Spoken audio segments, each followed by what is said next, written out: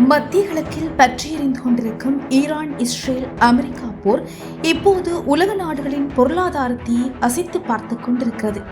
அணு ஆயுத ஒப்பந்தம் மற்றும் தொடர் ஏவுகணை தாக்குதல்களால் இந்த போர் நாளுக்கு நாள் தீவிரமடைந்து வரும் நிலையில் அமெரிக்காவின் ட்ரம்ப் நிர்வாகத்துக்குள்ளேயே இப்போது மிக பெரும் பூகம்பம் வெடித்துள்ளது.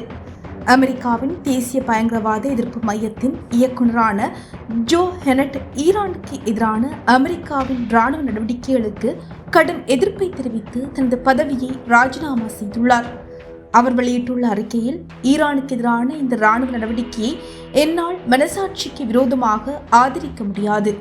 ஈரான் நாடானது அமெரிக்காவிற்கு எந்தவிதமான உடனடி அச்சுறுத்தலையும் ஏற்படுத்தவில்லை. இஸ்ரேலின் அழுத்தத்திற்கு பணிந்தே அமெரிக்கா இந்த போரை தொடங்கியுள்ளது என்பது இப்போது தெளிவாக தெரிகிறது என மிக துணிச்சலாக குற்றம் சாட்டியுள்ளார். மேலும் அவர் கூறுகையில், நாம் யாருக்காக இந்த போரை செய்கிறோம் என்பதை சிந்தித்து பாருங்கள். இது தேசத்தின் வீழ்ச்சிக்கான பாதையா அல்லது புதிய பாதையா என்பதை முடிவெடுக்கும் அதிகாரம் ஜனாதிபதி உங்கள் கையில் இருக்கிறது என ஜனாதிபதி ட்ரம்பிற்கு நேரடி எச்சரிக்கை விடுத்துள்ளார். ஜனாதிபதி ட்ரம்ப் நிர்வாகத்தின் மிக முக்கிய அதிகாரி ஒருவர் போருக்கு எதிர்ப்பு தெரிவித்து பதவியை வீசியறிந்திருப்பது அமெரிக்காவில் மட்டுமல்லாது சர்வதேச அரசியலிலும் பெரும் பரபரப்பை ஏற்படுத்தியுள்ளது.